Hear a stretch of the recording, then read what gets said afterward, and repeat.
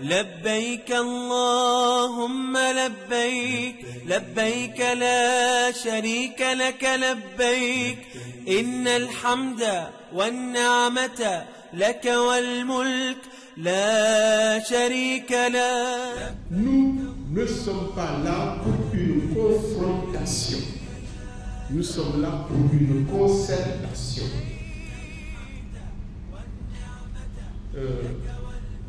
Ki nga bokkal looy xeexee moom et looy xeexal moom ñun ñoo bokk Sénégal ñun ñoo bokk diine Sénégal ak diine moo ñu boole lu ñuy xeex xeexul dañuy diisoo ci li ñu bokk ku nekk génn ci xalaatam ñu jël la ca mën a nekk ñu wéyal ko la ca mënta nekk ñu denc ko ba keroog muy mën a nekk du ma juger kenn yàlla mooy juge man matuma keneen matul donc du ñu juger kenn dinañu ñaawlu doxalin parce que ay góor ngeen ay naw lañ leen ñu bëgg di jëflanteeg yéen jëflanteeg gor ak jëflante nawle am nañu droit laaj en retour ngeen di jëflanteeg ñun jëflanteeg gor ak jëflante nawle loolu rek la su loolu weesoo ku nekk sa magum bopp li ngeen fi wax nag jël naa ci note ci ay points yu bari am na yoo xam ne dama yaakaar ne mën nañ ko boole ci li ñu war a liggéey en 2020 du ma nekk di tontu ci yu bari dama bëgg ñu liggéey parce que comme je dis nekkuñu ci confrontation ci concertation la ñu nekk gis nga bi may wax sama agent yi nañ leen convoqué en réunion dama wax nañu leen wax ngeen ñëw réunion grand format maanaam na ñëpp ñëw ñi nga xam ne borom quota lañu suñu ñëwee ci lan la ñuy wax nañu wax ci li ñuy préparer aj bu 2020 bu ñuy préparer aj 2020 il faut ñu xool aj 2019 problème bi loolu li ñu jublu nag ci aj 2020 problème yi génnee ci aj 2019 daf ciy bokk ñu bari wax nañ ci zam-zam bi defe naa loolu suñu gannaaw la nekk parce que je pense que mën nañu jël décision comme quoi que désormais bu ñu paree inscription yi di wàcc di dem dinañu wax bis ni ko date sàngam mooy échéance bu mujj pour nga informer wu ci ouverture compte acteurs privés yi pour ñu dugal ci xaalisu Zamzam loolu mën nañ ko bind waxtaane ko ak bis ci mise en œuvre mbokk yu tedd yi nañu xool tabaarakallahu nañu xool saal bi ñu seet ndegam mën nañu dem pèlerinage sans regroupement su fekkee ñi nekk ci saal bi ñëpp borom quota la nañu seet ndegam yell na ci ñun ndegam jekk na même ci ñun Sénégal ci suñu dem ñun ak jullitu Sénégal est-ce que yell na tey ñu demee pèlerinage nii ku nekk ak sa quota sans regroupement ci nii ñu mel ci salle bi il faut ñu def regroupement yi moo gën a baax moo gën a jekk moo gën a rafet te moo gën a diine léegi nag te moo gën a économique léegi nag jafe-jafe yi am ci regroupement yi naka lañ koy résoudre mooy ñu defar ay instruments de gestion des regroupements instrument de gestion yooyu li dootul nekkati rek que regroupement bi mooy jël instrument bi di ko gérer mais délégation dafay am benn périodicité bu muy laaj un rapport périodique sur la gestion du regroupement ce rapport périodique là dina permettre délégation mu xam ndegam yëf yi mi ngi tegu si yoon wala am na ay failles bu ko defee failles yi dootul tegaloo bay nekk aw àq balaa muy tegaloo dinañ ci jot buñ ci jotee dinañ ci am solution résoudre ko ñi ngi liggéey ci instrument de gestion yooyu loolu muy benn je pense que loolu tam nañ ko noter comme une décision. Deuxième décision dinañu organiser ñetti xeetu daje yoo xam ne daje jàng lay doon benn bi dafay dellu ci groupement yi bu ñu leen defaree ba defar protocole bi groupement bu nekk wala xam ngeen daaw sax commencé woon nañ ko yeggul groupement bu nekk danañ la woo en séance de travail autour du protocole point par point ñu toj ko ba ku nekk am ci compréhension bu leer ñu soog di bàyyi ñu def mise en œuvre boobu li la délégation di ko contrôler de manière périodique kooku mooy première bi may wax ñaareel bi mooy dinañu woote bisu jàng ci la gestion du pèlerinage globalement waxuma la gestion du groupement mais la gestion du pèlerinage globalement kooku tam dañ koy def mënuñ ko defee nii mais dañ koy def par groupement bu nekk ak ña nga bokkal ñu ñëw ñu jël la gestion du pèlerinage depuis lan mooy wàllu délégation lan mooy wàllu Arabie Saoudite kan moo ciy intervenir ba fan leen parce que yenn saa yi sax ñu ne la lii mu assasa moo ko wax te mu assasa waru ko wax lii ministère du aj moo ko war a wax loolu yëpp ñu bokk ko jàngat xam ni lii lay demee ba pare ñu boole ci maintenant jàngat naka la ñuy jëfandikoowee portail yu Arabie Saoudite bi yan roq moo ci nekk yan yombal lañ ci mën a def et même bu ñu ko defee ndax mënuñu am ñun ay proposition d'amélioration yu ñuy jox le ministère du aj bi nga xam ne moom moo ko mettre en place kooku moom mooy ñaareelu bisu jàngat bi ñetteelu bisu jàngat bi ci diine lay dellu regroupement yëpp dinañ leen woo def ak ñoom journée wala une demi-journée pour dellu siwaat ci l'essence de la religion l'essence religieuse du pèlerinage parce que du caaginte ne guide religieux bi rekk a ko war a xam mais acteurs yëpp a ko war a xam ba pare di ci taxaw gis nga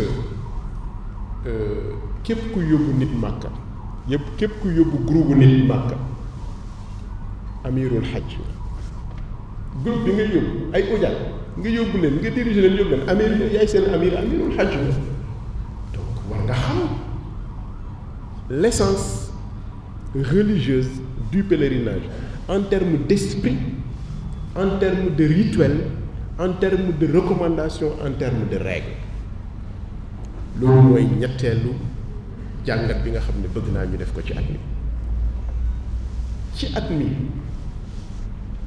bëgg naa madame Tanji Gora Abdoulaye Marega ak ñi mel ni ñoom mais ñoom ñaar bindal seen tour ni compté nañ leen ci comité bi bu war a taxawal pour liggéey sur la question de l'homologation des coûts la question de l'homologation bindal ni madame Tanji Gora ci lay bokk bindal ni monsieur Marega ci lay bokk bindal Safiatou Jamila laa bëgg a wax Jamila madame Dieye ci lay bokk colonel Seck nii bindal ñooñu en attendant ñu liggéey volontaire benn volontaire a ngi loolu ñu liggéey proposer ñu canevas proposer ñu aw yoon bu ñu paree ñu gaaral leen ko balaa ñuy exposer quoi que ce soit enfin ci wàllu jàngat ren bëggoon nañu ñu évaluer le cahier de charge kooku balaa ñun sax ñu leen di woo yéen ci seen bopp war ngeen mun a même seeni regroupement bu ngeen defee seeni regroupement sax mun ngeen regroupement bu nekk jël cahier de charge bi def ko audit tomb boo tomb balaa ñu leen di sax ñun woo pour évaluer le cahier de charge donc yii yu ñu war a def la ci 2020 ngeen marquel ma ko pour la question de l'IATA la délégation n'est pas restée les mains croisées ñun dañu yaakaar ni lëf bu ñu la ko dénkee da nga ciy def fulla te ñun yaakaar nañ ni quota yi nga xam ne jox nañ leen ko ngeen di ko liggéey mu am décision bu bees bu ñëw boo xam ne mën na am impact ci ni ngeen koy liggéeyee pour ngeen def ci fulla fokk ngeen am information bi ni ñu ko amee ñu yónnee leen ko ba pare woo seeni ñi ngeen bokkal ay groupement wax ceeg ñoom mais ñi ngi jokkoo wax naa leen ko ci commencement bi démb damay bañ a def détail sax depuis plus d'une semaine le ministère du Hajj à travers docteur Hussein Nasir Sharif wakilu wizaratil Hajj ñi ngi jokkoo si question IATA boobule à partir du document bi nga xam ne yónnee woon nañ ma ko ma delloo ko di ko ci laaj ay précisions mu may tontu waaw mais l'administration ne se fait pas sur la place publique ñu ngi ciy def ñu ngi ciy wax lu ñu ci am ci lu am ñam parce que ba léegi amuñu ci lu am ñam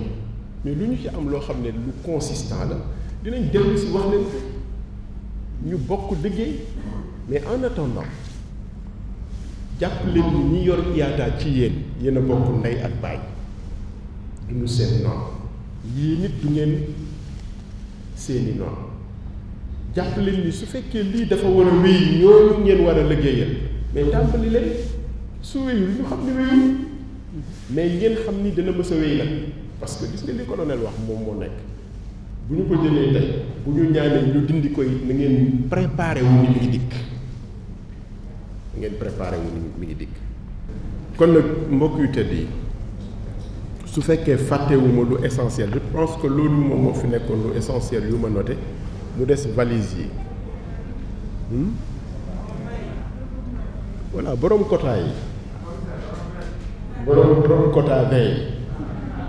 yi man su may wax quota yu ndaw yi sax damay mer man suma ko mais lu ko waral aussi xam ngeen ko quota bi mi ngi fi nekk 12860 ñu fekk fi un nombre d'agences et de GIE ñu yore lépp ñu yokk ci bi ñu ñëwee 140 la délégation jox na 140 agréments ak quota ñoo xam ne amuñu ko woon parce que doomu Sénégal lañ respecté nañ cahier de charge bi bëgg nañoo liggéey ci aj ji nañ leen ubbil ñu liggéey mais quota bi fi nekk tàweekuwul bi fi nekkoon nu nuy def dañuy coppati ci ñoom Demba Taw ba léegi daf ma koy réclamer mais du ma ko jox dara ñu coppati ci ñoom jox ñu bees bi loolu moo tax mënul woon a bari léegi nag dinañu seet nu ñuy def mais lan mooy solution wax nañ leen ko regroupez-vous même les regroupements nii mu nekkee nii man du li ma gënal de man dama bëgg regroupement bu am entité juridique bu boobaa bu yokk gi dikkee dañ koy yokk ci regroupement bi yéen ñëpp ngeen bokk mais xam nga tey jii nous sommes 287 léegi boo bëggee yokk tamit doo mën a dajal 287 yi alors que yokk bu dikkee mën na dajal groupement yi. fan nga koy inscrire. voilà mais lu ñu nangu la lu ñu d'accord la ni lu tuuti la mais circonstances yi moom moo ko waral su ñu gisee bunt bu ñu leen yokkee rek dañu leen dox parce que ñun li ñu yore comme safara comme xal ci sunu loxo suñu sañoon dañ leen di jébbal lépp toog di leen di contrôler di leen di gunge di leen di jàppale donc defe naa su ma juumul lii laa retenir woon lu essentiel maa ngi ñëw léegi ci valise li nga xam ne mën nañ ci jël ay dogal ni lii dinañ ko doxale en 2020 insha allahu taala ubbi nañu suñu nopp ubbi nañu suñu bunt ubbi nañu suñu xol leneen lu ngeen yokk lu ngeen am luy yokk ñëw leen délégation ngeen wax ñu ko bind leen délégation ngeen wax ñu ko ñaan leen audience ngeen wax ñu ko audience bi nag bu yéexee dafa fekk ni dafa tabarkàlla àllarba bu nekk ak alxamis bu nekk bu 4 heures jotee damay recevoir yenn saa yi ba 22 heures yenn saa yi ba 22 heures démb bi may génne sama bureau 21 heures tuuti mu jot ndegam jotul donc ubbiwu tëjuñu suñu bunt c'est ouvert lépp lu ngeen am lu ngeen ñuy wax lu ngeen di ñaxtu lu ngeen di jooytu ñun ñooy seen mur de lamentation indi leen ko bu ñu demee nag ba wan leen ni toppatoowuñ leen faalewuñ leen ah bu boobaa bu leen neexee ngeen rëkkuñu parce que tam man sama tur am na benn baat bu ci nekk nangu na rëkk mooy baatu Abdou man jaam laa man Abdoul Aziz laa tudd sama tur am na baat bu ci tudd jaam donc bu leen neexee ngeen rëkk ma kon lii laa doon am lu ma doon wax di renouveler samay remerciements di wax ni afa allahu amma salaf li fi jaar ngelaw la luy dem ngelaw la dem na focus ci li nekk ci sunu kanam ensemble teg ko ci yaa ayyuhal ladina amanu sbiru wa sabiru wa rabitu la ca des la ca yàlla digle yàlla na nu dal bi ñu gisee ni njëg gi mënul wàññeeku bi ñu signé contrat bi ba pare ñu ñaan nañ ñu defal cadeau ñu ne ma lan la ñu mën a def man leen may leen pèlerin yi valise may leen pèlerin yi valise ñaari valise ak benn sac ñu nangu pour obliger leen bu bañ a nekk waxi kese man leen dañ ko yokk ci contrat bi sur les billets c'est une discussion vous savez loolu def naa wax nañ ci 1000 et une fois ñun lu ñu bëgg mooy alaaji yi ak ajaratu yi di dem Màkka te du cher ci ñoom parce que ñun ak yéen ñoo bokk ñuy dem Màkka de ñun bokkuñu ci ñuy dem suñuy parents bokkuñu ci ñuy dem Biaye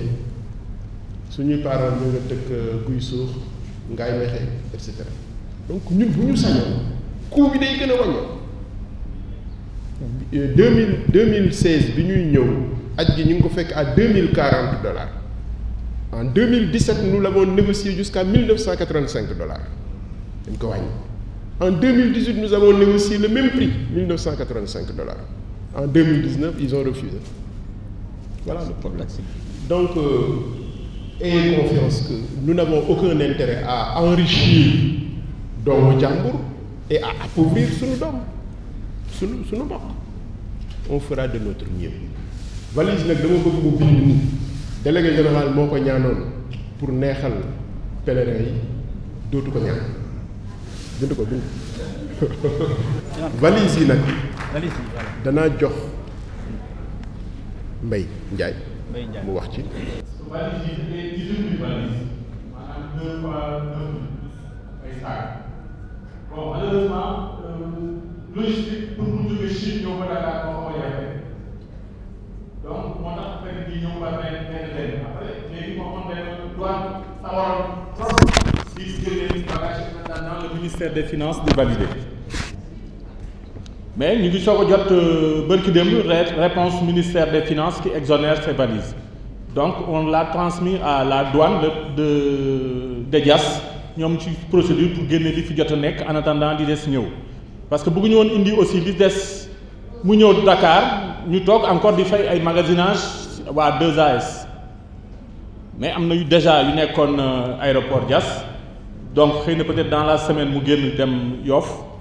ñu continuer distribution bi loolu rek la ñu amoon lu ñuy wax ci valise li am ba am daal mooy ma dalal seen xel dalal xel waa Sénégal que aj gi ci ndimbalu borom bi subhanahu wa taala du ñu ko doxalee ci suñu xalaat kese jamais on l'a jamais fait bi ñu fi toogee ba nëg de on le fera jamais ci nii lañ ko mës doxale woote waxtaan déglu leen la ca mën a génne lu ñu jëfe ñu génnee ko jëfe bokk xol laka wal mulk la sharika lak لبيك اللهم لبيك لبيك لا شريك لك لبيك إن الحمد والنعمة لك والملك لا شريك لك